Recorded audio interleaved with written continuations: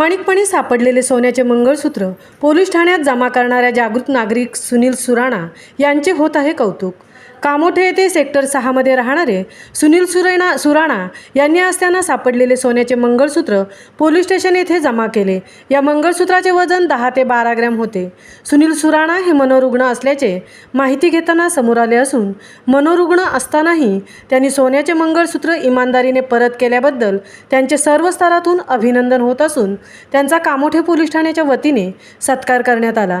यावेळी सहाय्यक पोलीस निरीक्षक प्रशांत तायडे, पोलीस उपनिरीक्षक किरण राऊत व पोलीस अंमलदार आदी उपस्थित होते। महामुंबईसह संजय कदम, पनवेल।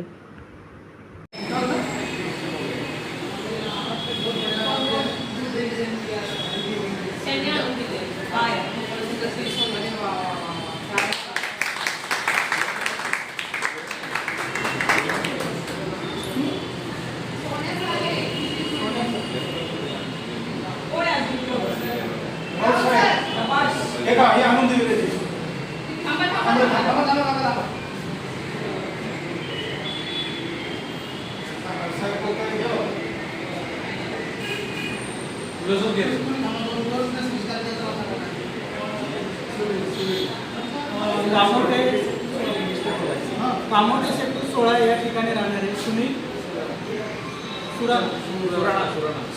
सुराणा यांनी हे कामोठे एरियात राहतात आणि त्यांना एक सोन्याची वस्तू सापडलेली आहे।